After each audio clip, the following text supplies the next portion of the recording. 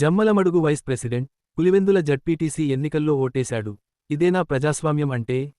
అని ప్రశ్నించిన అంబటి రాంబాబు, మాజీ మంత్రి, గుంటూరు జిల్లా వైఎస్ఆర్సీపీ అధ్యక్షులు press meet. Jammalamadugu vice president Pulivendula ZPTC స్థానానికి జరిగిన ఉప ఎన్నికల్లో ఓటేశాడు. తెలుగుదేశం వాళ్లు మాత్రమే ఓట్లు వేసుకోవడానికి, వైఎస్ఆర్సీపీ వాళ్లను ఇళ్లలో పెట్టి స్లిప్లు లాక్కుపోవడానికి పోలీసులు దగ్గరుండి సహకరించారు. ఇదే ప్రశాంతమైన ఎన్నిక అంటున్నారు. ఇదెక్కడి ప్రజాస్వామ్యం అని అన్నారు. జమ్మలమడుగు వైస్ ప్రెసిడెంట్ పులివెందుల జడ్పీటీసీకి వచ్చి ఓటేశాడు. శభాష్! ప్రజాస్వామ్యం అద్భుతంగా ఉంది, అమోఘంగా ఉంది, ప్రశాంతంగా జరుగుతుంది ఎన్నిక, దానిలో అనుమానం లేదు. అంతేకాదు జమ్మలమడుగు మార్కెట్ యార్డ్ చైర్మన్ అంట తిరుగుతున్నాడు బూత్కి.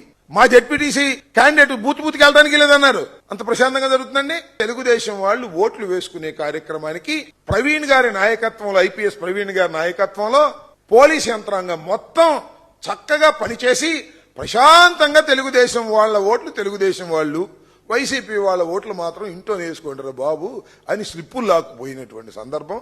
ఇంతకన్నా ప్రశాంతమైన ఎన్నిక ఇక ప్రపంచంలో ఎక్కడా జరగదు. ఇక్కడే జరుగుతుంది ప్రవీణ్ గారి నాయకత్వంలో. డిఐజీ రాయలసీమ వైసీపీ పులివెందుల కార్యాలయంలోకి వెళ్లి అవినాష్ గారు పక్కన కూర్చున్నాడు.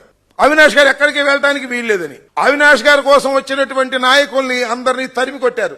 ఆ సందర్భంలో ఒక డిఎస్పీ గారు నా కొడక కాల్చి పారేస్తా, పిచ్చి పిచ్చిగా మాట్లాడావంటే ఇక్కడ ఉంది కాకి డ్రెస్ అంటున్నాడు.